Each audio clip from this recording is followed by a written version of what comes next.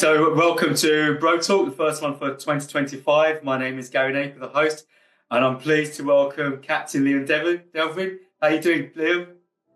Oh, wonderful. Thanks. Top of the afternoon. Really well. Thanks for asking. And whereabouts are you in this world? San Juan, Puerto Rico this week. So it's, we're blessed to be on a yacht, a motor yacht on bridle, and we move kind of each week. So it sounds like the dream life, new Caribbean island every week. Oh, my heart bleeds.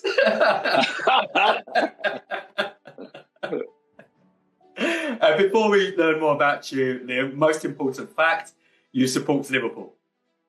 Yes, yeah. You'll never walk alone. You'll never walk alone. That's my motto in life too. I think the thing about Liverpool and professional sports is that the teamwork is everything. And that's kind of the narrative that I try and always encourage the crew. Is we're in it together. There's 11 players on a pitch, and the coach is there, and the pressures are all there, but it's up to us to perform.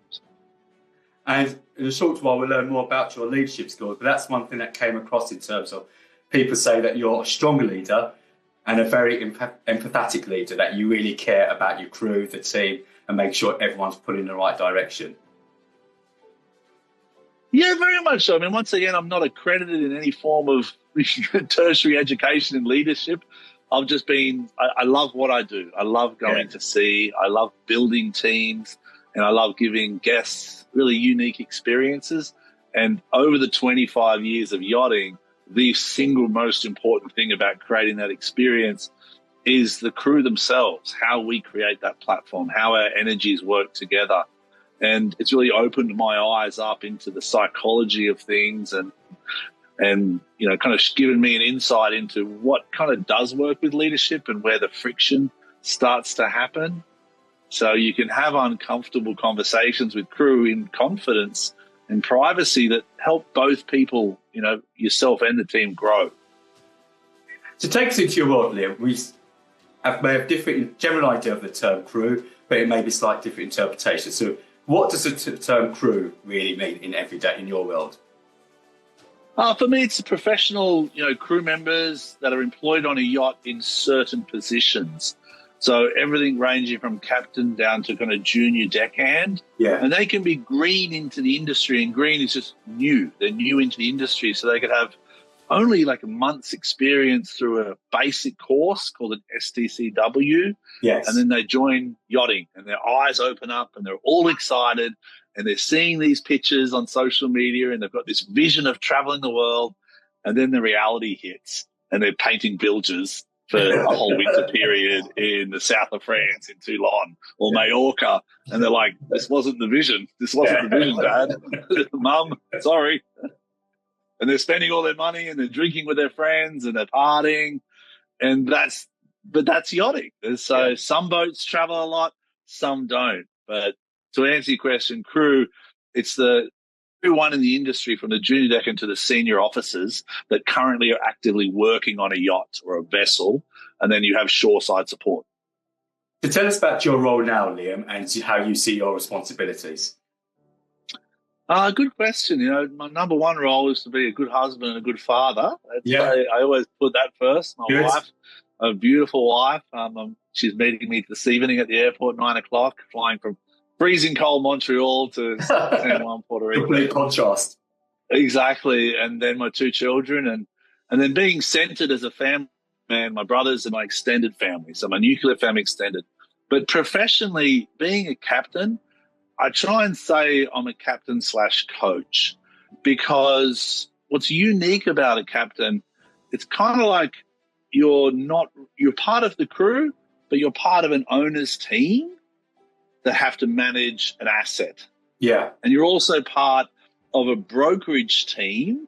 Like right now, our central agent is Northrop and Johnson, and a wonderful team. But I'm part of that team that has to get the results for the boss, the owner. So I'm in that little middle grey area where all those circles, this is the visualization. Yeah. I'm not sure if it's correct or professional in any psychological sense, but the visualization I have is the Trinity. 3 circles of my professional career, which is the owner of the yacht, his team, the crew, and then the brokerage. And in that little section, that's my role. And it's to, number one, keep people calm and safe. Just keep the pressure down. Just keep the pressure down. And how do you go about that, Liam? When you come across and go, cheerful, relaxed, but I know there's going to be pressurised times, otherwise you wouldn't be there. So how do you maintain tranquility? To be honest with you, personally, I find my time. The only way I can balance is it if I have my little half an hour in the morning, like half an hour in the evening, where I can go for a walk. Like this morning, I went for a run. Yeah. I saw the surfers. I did my exercises and a little bit of meditation, and then went for a good swim and saw some turtles and stingrays and came back to work. That's the only way I can keep it, because I was brought up in a very happy household, but very results-driven and high stress from the restaurant business in Byron Bay, Australia. Now, it's go, go, go, and it's results-driven. So naturally on a yacht, I wake up, I think work. Yeah. So it's the first thing I think of. How do I get the results for the owner, the results for the crew, and the results for the charter brokers to get the best results? So to find peace, I, number one, find it in myself in those private times. But then number two, I try and relate my happiness to the results of the team. Okay.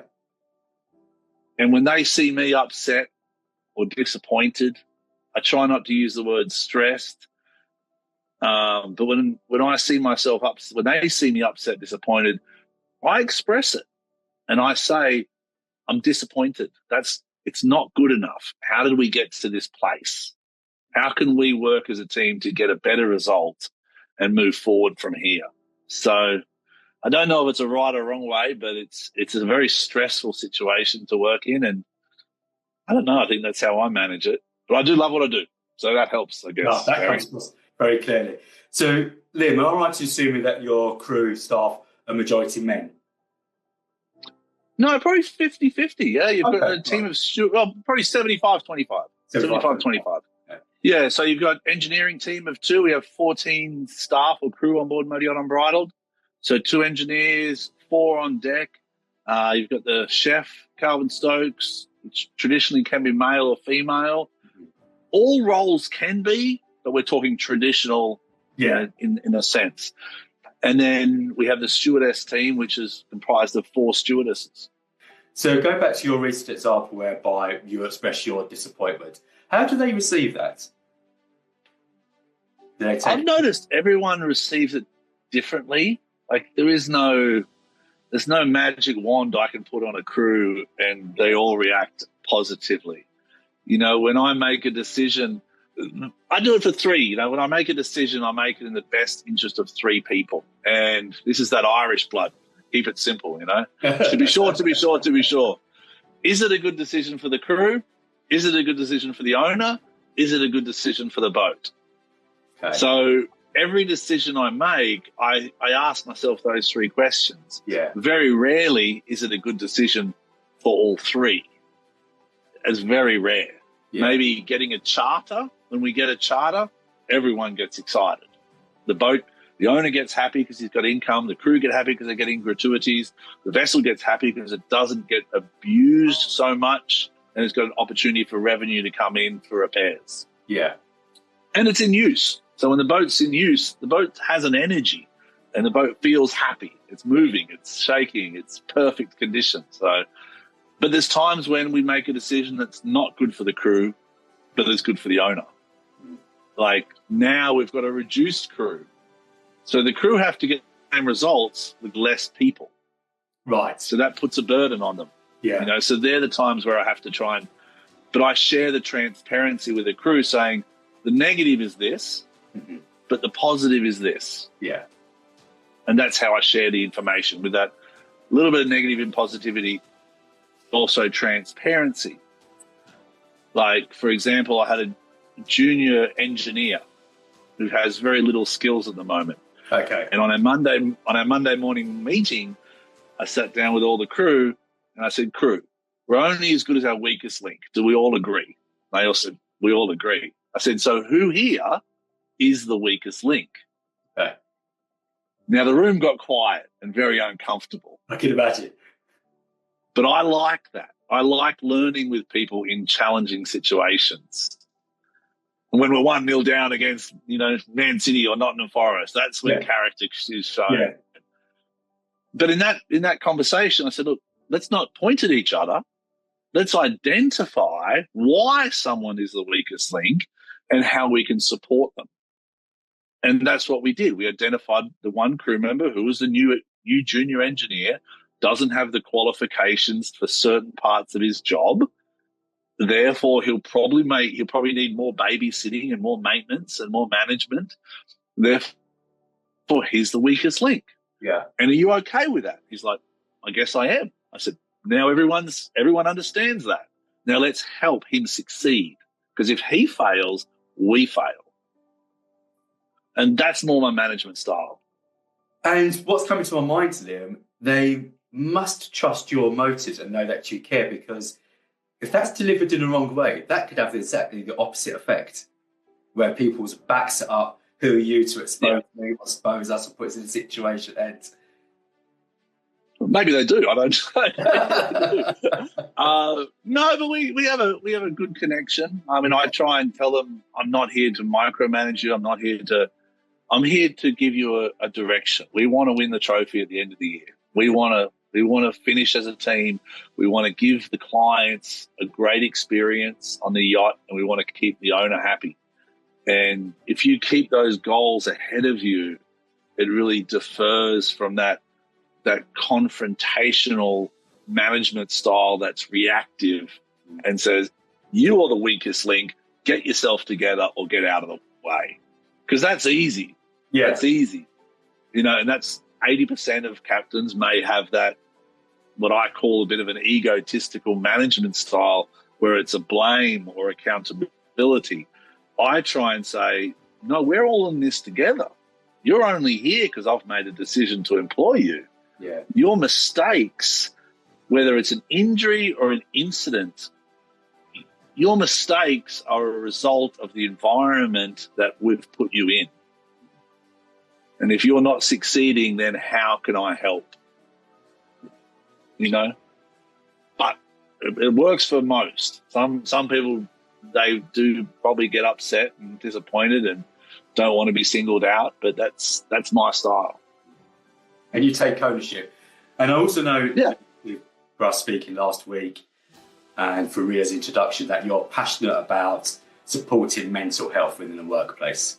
What's your lead on this, Liam? How do you demonstrate it within your role as a captain?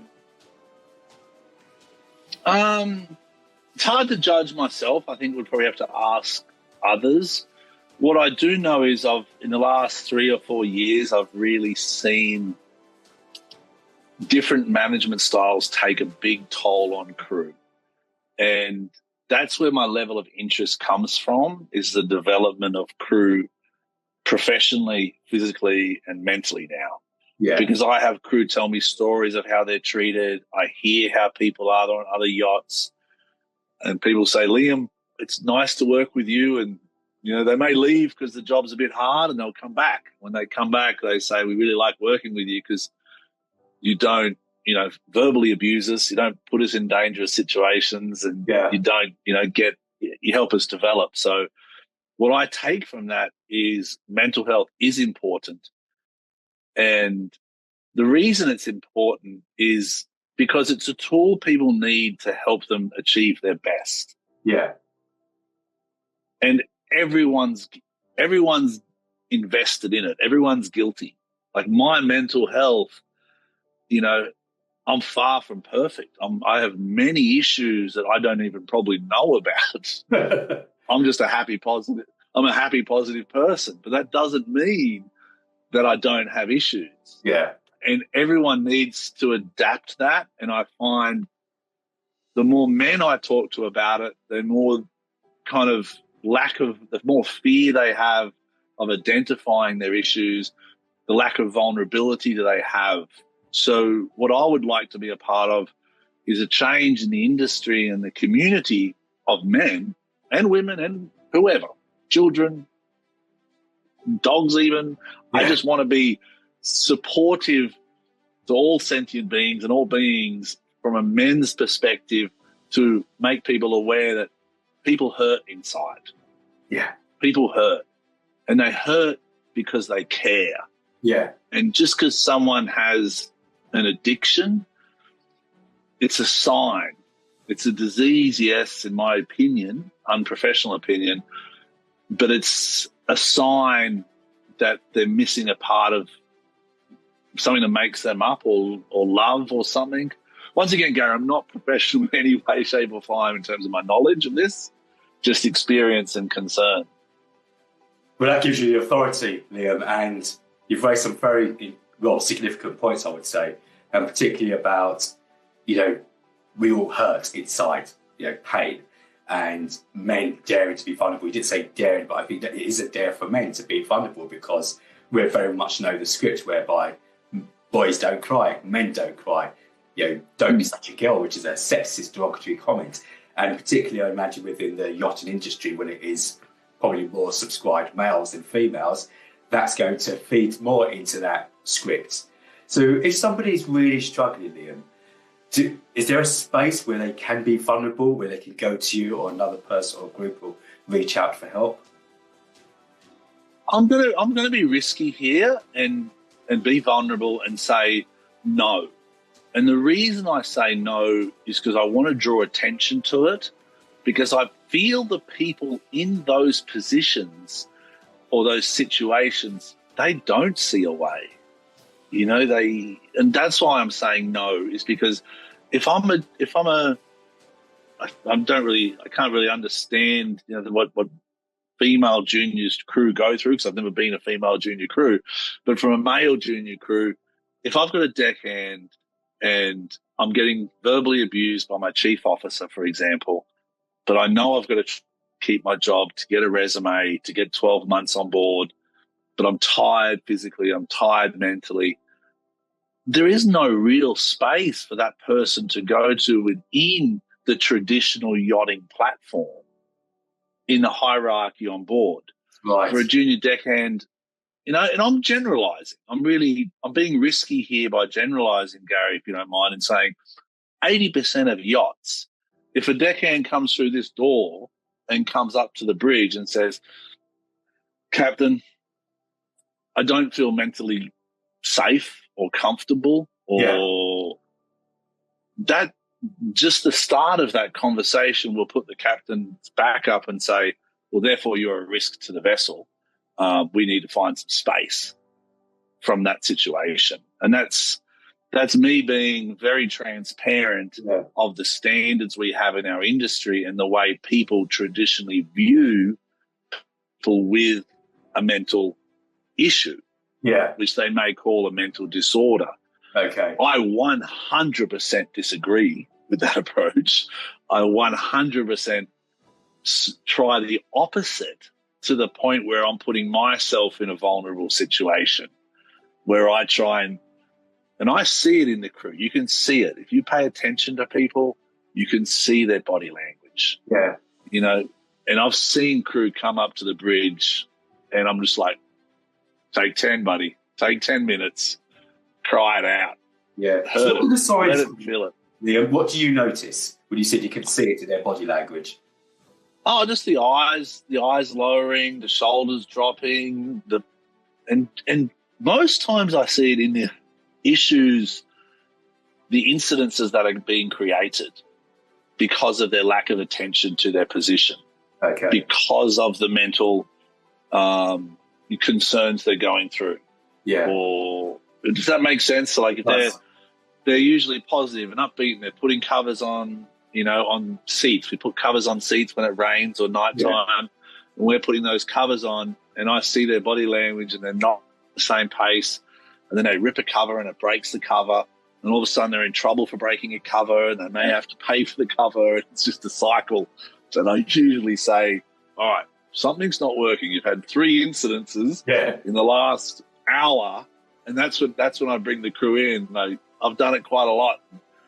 Incidences can be so small as dropping a fender that falls overboard. Yeah.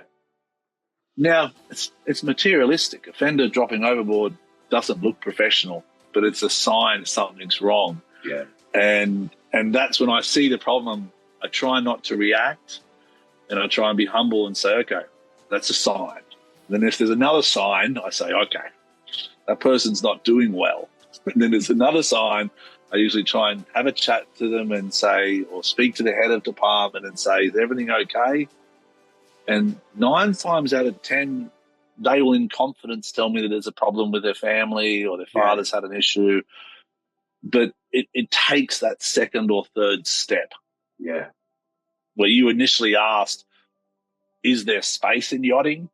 And I tell you no, because there's not enough. There's not a space. And the space for me is the training that's required for heads of department to identify the issues that lead up to these, let's say a wear down of mental strength. Is that such a word in psychology? It does. And what you said makes complete sense. And thinking even a step back further, Liam, regards to training, surely it starts with the owners, the captains, in terms of there's a way to speak to people. And you mentioned a couple of times that if you've been verbally abused by the captain or owner, then nobody feels great after being verbally abused. You're not going to come out and think, yes, my captain just really had a go at me, he's exposed me, and I'm now ready. You'll be thinking of a few swear words in your mind and thinking, it may motivate you in that way, but it doesn't encourage. It discourages and it causes anger, bitterness, resentment. And understand that perhaps at times of pressurised, you're not going to be there, oh, come on, it's like direct commands. But there's still a way to communicate. Am I? Yes. Is correct? Am I being naive? No, you're absolutely right. But if you don't, I always say to crew, you don't know what you don't know. So if you can't be in trouble for something you don't know. Yeah. And what I'm kind of taking from what you're saying is leaders, let's say captains or heads of the department, we have no formal training in this space. Yeah. There's a small 1-week helm course, which is a small leadership course. It's 2 courses, actually, an operational one and a management one. But that's more about how to deal with situations from a management level, as opposed to the psychology of understanding mental health and the positives of good leadership. Yeah. And that's something like now I'm working with the crew coach in Australia and doing a course about leadership. And I'm learning, even by doing this year, I'm learning so much about the 10 different methods of leadership. Yeah. So, and I understand more why crew go to different boats and high turnovers. And, when I have a resignation, that hurts me more than anything. Yeah. And I only get positive when the crew member tells me, I think I've reached my potential on this boat and I want to expand. Yeah. And then I'm like, all right, we're happy, we're good. I bless this path we're taking, and I hope we work together again. Because a resignation to me is someone cannot find their peace, and we haven't created an environment for them to succeed. So that's why I also try and get a minimum of a year out of crew. And after a year, I almost encourage them to go to another vessel to experience a new opportunity and develop. So that was a little bit sidetracked from your initial question. But I'm pleased that you understand and you're doing something yourself regards to about how to become an effective leader, because equally we need the safe space whereby the crew can feel, I can talk to you. But if we do that without focusing on the leaders, and they're the ones that are partly creating the mental unrest, we say, within once a group. Yes. We're only tackling half the problem, of arguably starting with the wrong half. It does come back to leaders, a leadership issue. And there's a guy named John Maxwell who's spent over 30, 40 years specialised in leadership. But one of his programs about the 5 effective levels of leadership. And level 1 is positional. And he says you're a leader mainly because you've been put in that position. So people don't necessarily follow you because you're a leader or because you're a personality, but it's because you're a position. And I often detect that within the yachting industry. Like, I'm doing what you say, you're the captain, but I wouldn't run across the road for you if it was beyond this, because I don't respect you. I respect your position. Yeah. But beyond that, no, there's no connection. There's no feeling. You don't value me as a person and I don't respect you as a person beyond your title. Yes. Yeah. The title, but you don't respect the person. Yeah. Well, that's a tough one too. The respect is a whole different conversation too, and that opens up a myriad of good and bad things. Respect to me is, is it earned? Is it given? Is it, and where, and what space does it grow? I try and treat every crew member equally because they're employed to be professionals in their position. And, I do go back to football, and I do, I love Liverpool, as you know. Yeah. But when I employ a junior crew member, I say, okay, you're employed and for this wage, for this specific position, and I need you to be the best in that position. Otherwise, we have to make decisions. And the decisions are, we replace you with someone who is stronger in that position, or do you grow into it? So that's the way I kind of visualize the crew, is where's the strengths, vulnerable, like, you and I, or I'm trying to be vulnerable here about what are the weaknesses. Yeah. And my weakness is not sympathetic, and I don't know why, Gary. And I'm being 100 now, and I appreciate people who know me, and my wife knows, and my children know, and they know I don't seem to have that sympathetic gene. And the positive of that is I will probably go down with a ship. I will make decisions that have no bias on one or something. I will do my best always for the ship, and I'll keep the crew alive, and I'll keep them safe, and I'll do the very best I have. I won't let sympathy affect a decision I need to make that prevents, that improves safety of life at sea. But I have compassion. I have probably the most amount of compassion that I can fill in myself, but I don't have that sympathy.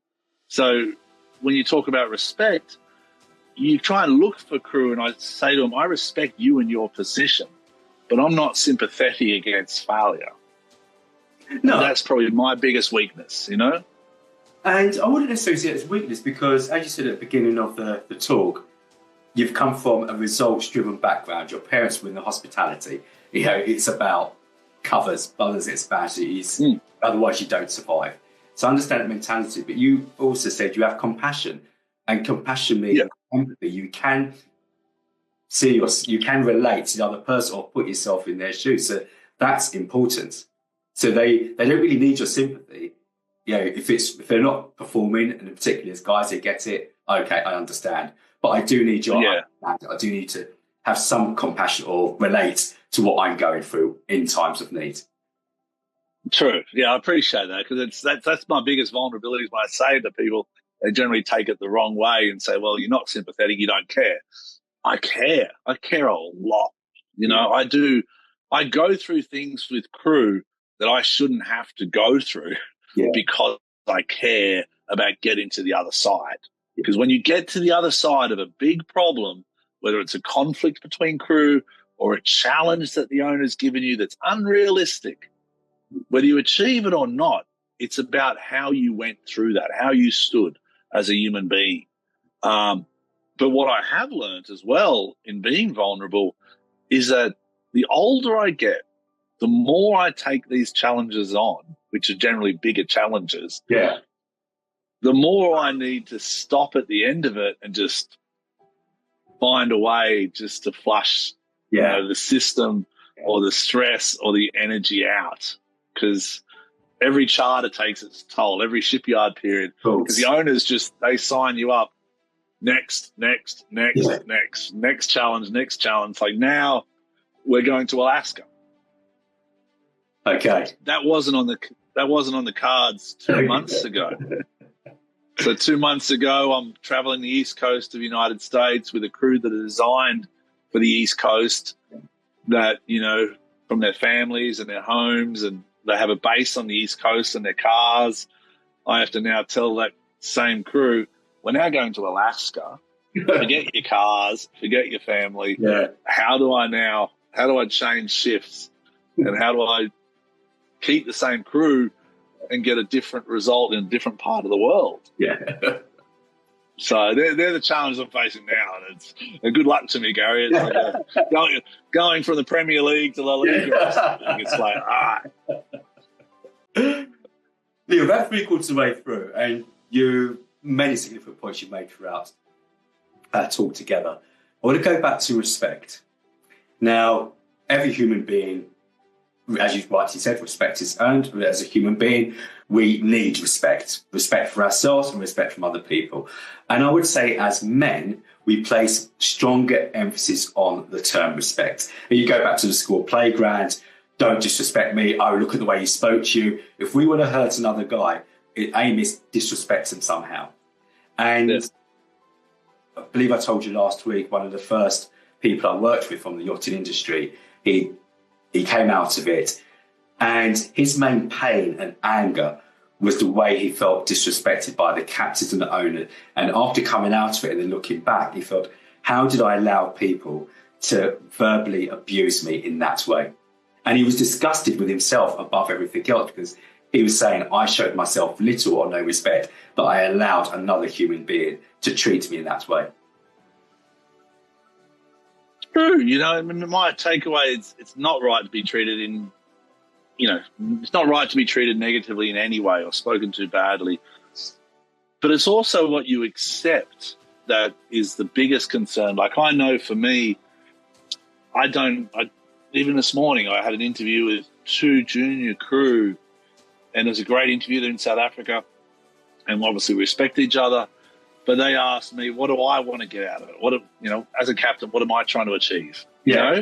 And then I responded, I don't want anything. And my whole life, Gary, I've said the same thing. I don't want anything. Leave me out of the equation. I'm happy. I wake up in the morning. I'm blessed to be on a lovely yacht with a lovely crew. I have a lovely family. I float on the water for most of my life. Yeah. I've been on the ocean longer than I've been on land. That makes sense, that world, the ocean world. The land world doesn't make sense to me. Too many cars, too many red lights and green lights. The ocean makes sense. Yeah. So, but I've allowed myself to be taken advantage of because of my positivity or my humility or my whatever that is, or I've been taken advantage of. And that's where I think people need to create that awareness and that vulnerability and look at themselves and saying, you may not have everything you want, but you've also created that within yourself. So you need to be proud of yourself. You need to be, give yourself thanks more often, to build up a stronger character, to ask for more and to not be abused. That's kind of my take on it, Can I challenge that point slightly? From my knowledge of you, Liam, you've come from a solid family background, okay? Not saying it was free from any dramas, but you've come from good upbringing. You're, say, a young member joining the crew whose family background is not so stable, and so his self-esteem is not, let's say, it's a 4 out of 10. Then he comes up, meets up with the captain, who's then speaking to him in a way that doesn't help that, and he goes down to 3, a 2 out of 10. Now, it's going to be very hard for somebody in that position, or old, but I'm starting with somebody who's who's joined the yacht industry for the first time, to feel good about themselves or to take that space out, to be grateful, to be thankful. They're looking at positivity and thinking, yeah, what the captain says is true. That's what my dad used to say. That's what my school teacher used to say. And because we don't have that space, we're thinking, yeah, everybody comes in there with a bravado, I'm all together, but it's very rarely the case. And once, words are powerful and how we communicate words. And if you've got somebody you don't have that relationship with, it then becomes a bit like a master-slave relationship where you're fearful. You are trapped. You're out on sea. You want the money. Where else am I going to go? So this is the way it is. Get on with it or jump off. I agree. And it's not fair. And it's, that's the tough thing about yachting, because there is no other escape. That's what's hard. And that's what creates this burnout of people and the high turnover in the industry. Because when you asked, is there a space, I think was the word in yachting for mental health, there's not, because it's a small environment of very high standards. And even I come across with all my positivity saying, I haven't got much sympathy and the standard is here and we have to reach there. So for someone in that situation, I do feel, scared for and terrified, because it's not an industry that creates comfort and support and peace. Just by the nature of the standard of the result we need to achieve, it's difficult. What I hope for and what I'm trying to build is a place, like I had good advice from a couple of different people that said you need like a moral officer on board, someone that can go around and check on everyone's moral or mental health. And moral is kind of, how's their spirit going? How are you feeling? How's things at home? How can we talk? But even in my experience on board Unbridled, there's not many of the crew that would like to have such an open conversation that you and I are having. Not with me, not with themselves, not with their parents or friends. They would prefer to keep the blinkers on, eyes on the prize, get through the season, get home, come back and do it again. So how do we create that vulnerability or create that space for these crews, similar to the one you were talking about, that don't want to talk about mental health, but I see it in their eyes that they're not good? I think you made a very good point there, Liam. I believe what's really going on underneath, I don't feel safe to speak about this.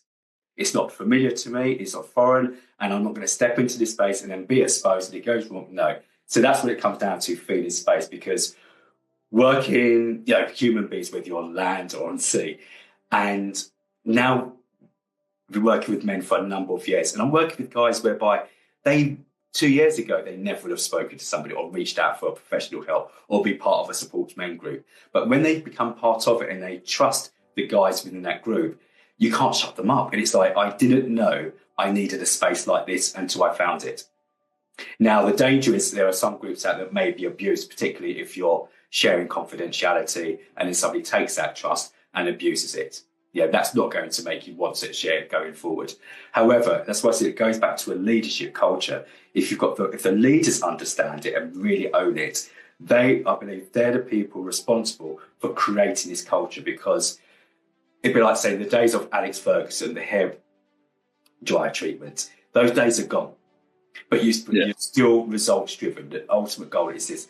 It's a yacht. We've got performance standards. They need to be met. But the way we go about it can be different. And you absolutely, I love get it. even more from the team, because if you've got somebody who's bought into the leader, into the mission, into the vision, you get so much more than what you get in the moment by barking. So much more. And one, because they're in a healthier state. Two, they're passionate. They're part of a team, and it's like, yes, I'm on board. Excuse the pun. And I think leaders fail to see that bigger picture. It's not the whip. Yeah, it used to be. I do agree with you 100%. And I was brought up that way by the whip. My dad's a tough, strong man. Yeah. And he was a soccer coach, a football coach, as well in Australia. And he taught all my brothers, and it was tough. It was brutal, and I learned hard work from it. But what I did learn was there's other ways. There's other ways. We're in the Arnie slot era now, and he doesn't seem to talk that much to his team as much as what Jurgen Klopp talked, and not so visually passionate, but his mind's engaging a different mechanism. So, but how do I use me as an example, to help spread vulnerability and transparency and awareness? I think the product you have, the gap counselling, correct? Yes, correct. It's a wonderful product. I saw it. I've been looking at it. I've been following you online and doing my research as well, and that's a beautiful space. Do I then go to crew and say, this is a space you can go to, or there's other spaces, or how do I have my Monday meeting with my crew at 8:00 and create a healthier mental space? How do I do that? Good point. Well, you're doing it already, Liam, by people know they can speak to you. Also, you're being diligent by looking for the signs, as you said earlier, in regards to seeing it in their body language. You're not ignoring it and thinking, get on with it, come on, pull yourself together. 1, 2, 3, okay, we need to have a chat. What's going on? And I think if every captain on the boat or owner was doing that, you'll see a significant change within the industry. I think the immediate impact you can make outside of that, Liam, is speaking and promoting with other yacht captains and boat owners. And with your heart, with your experience, and with your passion, not all will listen, but some will. And then you're building a team or network saying, look, this is what we should be doing in our position. It's part of our responsibility. We should be owning this. And next to that, whether it's the Gap Council or another, there should be places, spaces in terms of therapy, counselling, or support rooms. People might not think, if I go to counsel, I've got a problem. So that might be an initial stigma. But a support room whereby it's open.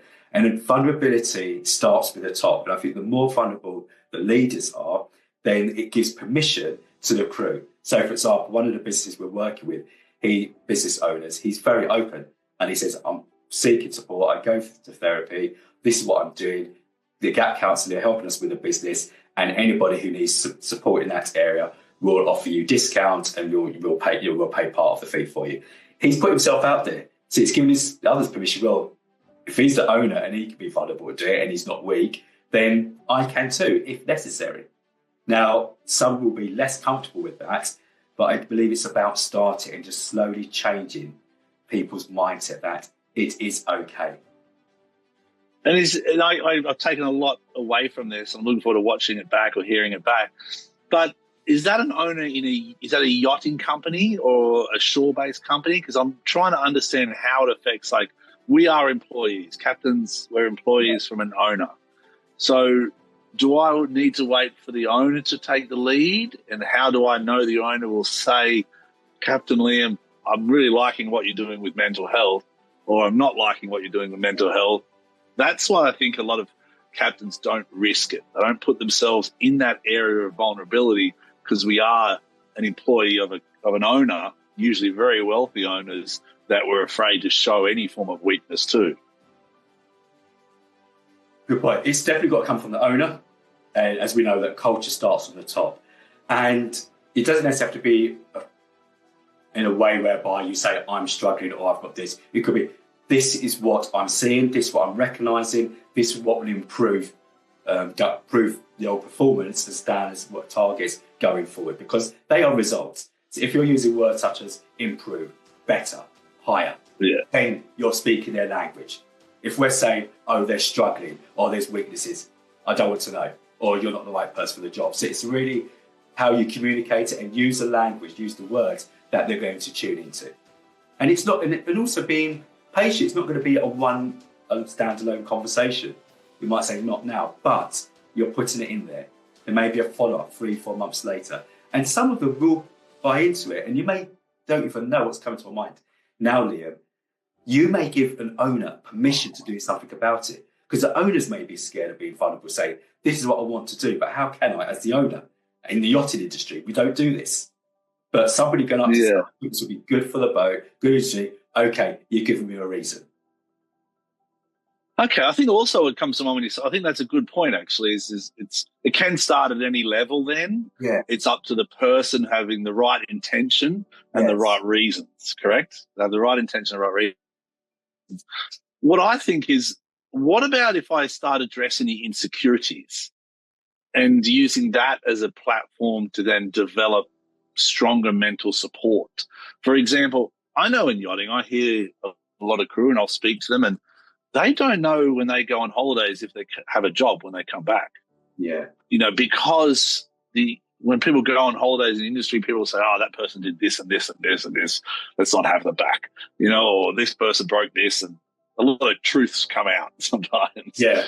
So how do you change the culture of security on board or address the insecurities and say, all right, who doesn't feel safe in their role? Who thinks contractually there's a problem? And I think that's one of the biggest underlying industry problems in yachting, is because it's so standard driven and because of our contracts are established in a way where your termination is easy, and there's no real unlawful dismissal claims, because where do you go, and I've been guilty as a captain. I've employed people with the right intention and then seen when they've arrived within a week that it's just not going to work. It's just not going to work with the team I have for whatever cultural reason or performance reasons, and I terminate them. Yeah. Is that right or is it wrong? But what I do know from when I've done that is the crew that are here are generally happier and feel better that I've made a tough decision. So how can I go about Monday? And that's the way I'm thinking, is how do I go into my next week being a better leader, have more awareness to mental health. And I think if I address insecurities, do you think that's a good platform to start with? Yes, most certainly. You're setting the permission levels again, and as a leader, it's all about permission levels. They vary depending on who you're speaking to. And I would say open right you may say, I've had a conversation with Gary from the Gap Counselling. This came up. I identified this. This is what I think may be going to some of you. Am I right in thinking that? And putting it out there. So you're presenting it. It's not on there. You're not waiting for someone to volunteer, say, well, I'm not putting my hand up first. I'll wait for someone else. You're doing it. Understood. That is a really, I'm blessed, Gary. You've made my day. You know, I think if Liverpool win this weekend, it's the best week of my life. But you've really made my day, because without the knowledge of psychology, I really struggle to understand the right paths and the right ways to addressing, because I'm not formally trained. I don't know what I don't know, once again. So with psychology, I always say it's the most complicated muscle in the body for me. I don't understand it, you know. And then females and males and the whole thing. But what I've learned is, you're right. If I be transparent and indicate that this could be an insecurity that people feel about as a team, how can we identify it, and how can I re-strengthen and support your concerns to build a better network of people around us? And I totally agree with you, Liam. And for you, I mean, you're making an impact already. Work with your audience. That's the best way. Work with whoever's been put in front of your crew, team members. Work with them. And people speak. I'm sure people speak about whoever's worked with you, and he said people have left for different reasons, and they've come back. Yeah. You unfortunately, you stand out. The reason why I say unfortunately, because how you lead should be the norm.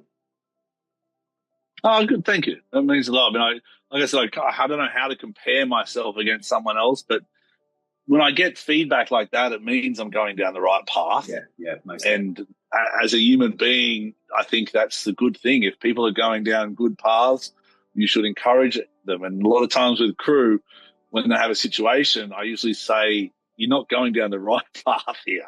I don't think we're going down the right path. So you can either come back to this path and we'll work together, or you'll need to go on your own path. And that's generally the way we work towards terminations, unfortunately, is the indication of the path, you know? And finally, Liam, talk about path. What's your path? What's Liam's path for the near future? Family, my wife and kids, 17 years, together, 15 years married. Proud as. Yeah, my son especially in your industry. Brilliant. Especially in our industry, it's tough. It really is, and it's something I am proud of, and it's something that I have not done enough. I have to keep working on it every day and trying to do more for my wife and more for my children, because I feel worse for them. I'm not there a lot. I'm a father that sometimes my son says, "You never here, Dad." I said, "Well, I'm here in spirit, son, and I'm always your dad, and I'm always here." And that breaks my heart. It does make me teary all the time. Yeah, I've been the best dad I could be, and I want to be better. Yeah.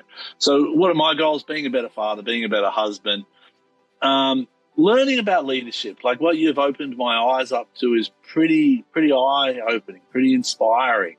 And I look back at all the mistakes I've made with my ignorance and with my optimism, let's call it. I've always been optimistic, but it doesn't mean I've been smart about my decisions and smart about my leadership skills. So if I can be a better leader, either by doing courses with different companies like yourself or getting therapy, which has that stigma around it, how do I dive into my mind a bit more to get better results for my team? And if my team succeed, then I'm happy. Like I really am. I'm connected to the results of a team. And that's, is the owner happy? Is the crew happy? Are the brokers happy? Yeah. And if I can keep refining my leadership skills, I think I can get a better result, if that makes sense. Yeah, it completely makes sense. And what I love about you, one of the many things, Liam, is the fact that when I asked you at the beginning, what's your role and how do you see at your expectations, you started with your family. You said, I'm a husband, I'm a dad, and that's your foundational. Then it was work. Where a lot of us would have said, she's gone straight into work. You didn't. You started with the home. Because it's been a leader at home, being a leader with your workplace, so you lead outside of that. And I do believe that most problems that we encounter today, somewhere along the line, it's a leadership issue. Anyway, Liam, I won't keep you too long. I've got a day ahead and you'll meet your lovely wife later on. It's been a real pleasure meeting you initially last Friday, learning more about you today, your passion, your vision, and what you're doing already for the people who work with you. And from my impression, whoever has the privilege to work with you are blessed, because yes, you are results driven because of your background. It is performance standard orientated, but you can do it with a heart, and you're showing that. So for those of you who are listening, I hope you take encouragement from Liam as a captain and what his experience and how he works and wanting to improve himself. And that's what we're all about. None of us are the finished article, but it's recognising where we're at, where we want to be, and hopefully having the right tools and people around us to get us from A to B. So thank you for listening to BroTalk. And once again, thank you, Liam, for your time. Pleasure. You'll never walk alone.